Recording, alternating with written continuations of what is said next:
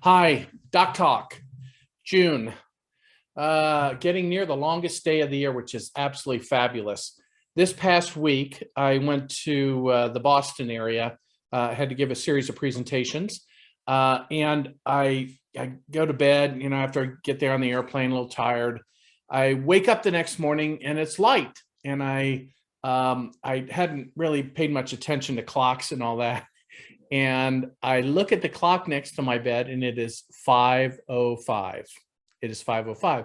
I'm thinking to myself, it's light outside and it's 5:05. My clock must be wrong. No, I forget how far north Boston is and how far east in the time zone it is. So for those of you who herald from the upper northeastern corner of the country, man, are your days long. And it was, in fact, 5:05. I could not go back to sleep. And I love long, sunny days. And so this is truly my favorite time of the year. Okay, we have a lot going on in our country. And what I want to talk to you about is the danger to you. And right now, we've talked for 2.5 years about infectious diseases. And before that, it was about bloodborne pathogens. And before that, it was about other infectious diseases. And now it's about guns and violence. And after a week where we've had a series of very violent acts against healthcare providers, and from one of my former departments in Washington, D.C., an armed carjacking of an ambulance, a patient that they picked up, they're treating in the back, who pulls a weapon, forces them out of the ambulance, and then takes the rig. This is a extraordinarily violent time, and there's violence against healthcare workers without seeming concern. There was a fire station that was just torn apart by vandals for no reason, not to steal, not, we have a beef. We just tore the fire station apart for no reason. We've had a lot of violence related to weapons, firefighters and EMS personnel shot, et cetera. So I want to start off by saying, take care of yourself, take care of your family, your fellow department members, your family that's in this industry, and work collaboratively to make sure that everybody stays as safe as possible, even when bullets are flying. There was a story just this morning about they went out on a separate call and then up in the middle of gunfire in Jacksonville. And so please be careful as we typically get to meaner streets at this time of the year. As nighttime temperatures go up, there's a correlation of violence in the streets. Please be careful. Okay, let's talk about COVID because a couple of big developments this week. It is really confusing, and a lot of questions have come about what do the new variants mean. And here we have this numbering system again. Doc, can you help us understand that? So the latest sampling of COVID cases from across the country says that our friend Omicron, that is the current major variant on the globe, actually, but within the world of Omicron, there are separate little elements, each of them distinguishable, and very honestly, each one of them getting more infectious, not necessarily more deadly, but more infectious. So what reached the news today, or the last week, is BA4 and BA5. We know that when we started Omicron, we talked about BA1, and then we've moved through 2 and got to 212.1, and now we're at BA4 and 5. And likely over the next few weeks to months, BA4 and 5 will be the predominant variants. So I want to explain this by saying a couple things. Number one, these are still variants of Omicron, under which a lot of you and I are protected because we've already had Omicron. The question is whether the BA designation will mean we're protected against all forms of Omicron. And I'm going to liken this back to influenza. So here you go. Originally, in the early 1900s, somebody just said, you've got the flu, and we knew there was influenza.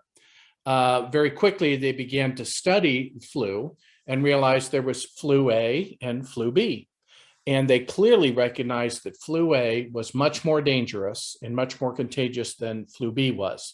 Nonetheless, we went through and said, oh, Joe, you've got flu A. That's worse than Jane, which has flu B. And then we began to protect people predominantly against A because it was more dangerous. Both of them about equally infectious, as it turns out. Over time, they said, Joe, you already had flu A, but you're sick again 2 years or 3 years or 5 years from now. How can that be?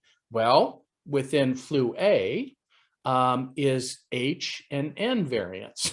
And so we have flu influenza A, H1N1. And H1N1 happens to be a very infectious agent that was very dangerous, affected this country in 2009, and made a lot of people sick and killed quite a few people. I, for one, have protection against influenza A, H1N1 because I had it that year. This year, influenza that is predominantly circulating is influenza A, H3N2. So now we have all of these variants that we're seeing underneath the influenza A umbrella. And the fact that I had H1N1 pneumonia, I got protection from it, does not protect me from H3N2 or from H1N5, et cetera. We are following that same pathway, no doubt, in dealing with coronavirus. And no doubt, as we move into subsequent months and years, we will have an Omicron, we will have BA4 or 5, we'll move into other variants of it. We will have to figure out what are the common elements that we will try to vaccinate people to. What are the most dangerous between, as I showed you, flu A and flu B, and we worked a lot on flu A. And each year you get an influenza vaccination that is based on what we think about flu A and flu B, an attempt to protect people against as many variants, particularly over their lifetime, that as you get more vaccines, you're protected against more strains of the A flu and the B flu, because typically there's 2 a year that we pull from to vaccinate you to. It also may be that we can get to more or less a universal COVID vaccination that would protect you from multiple variants, both existing ones and ones into the future. That's what you will hear about a hybrid vaccination that will protect you against multiple variants. What is in the news this week is Moderna announced that they were working on a multivalent vaccination for COVID that would be available in the fall that would protect people from multiple variants of COVID. No doubt the other manufacturers are doing the same thing. It just happened Moderna released that information this week. As for you, for right now, BA4 and BA5 are no more deadly than other variants that have occurred, certainly less deadly than Delta and the alphas and others that we have already dealt with. They are infectious, and so you need to remember that we still have COVID in this country. It is still spreading from person to person. There are still super spreader events that are occurring where a lot of people get the illness, and including people who've already been vaccinated and people who had earlier variants of COVID. Don't be surprised.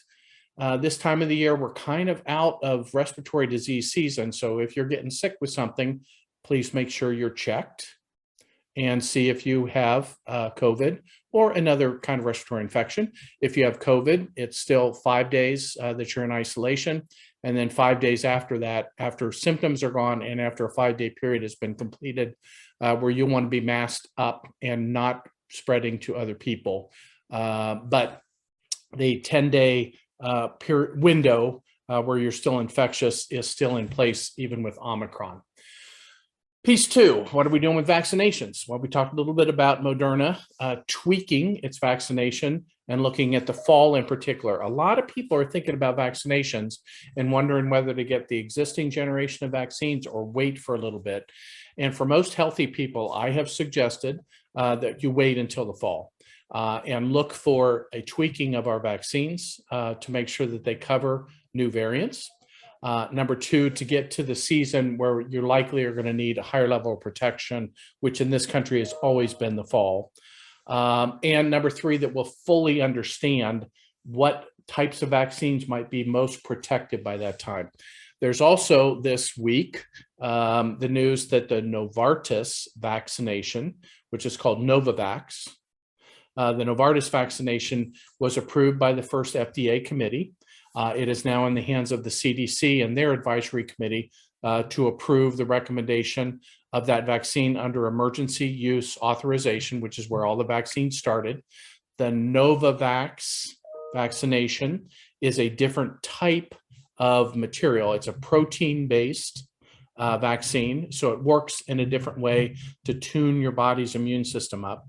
And there are some people who may want to wait and get the Novartis vaccine in the fall, which may be better able to cover the variants than what they've had with existing protection with the Johnson & Johnson, with the Pfizer, with the Moderna.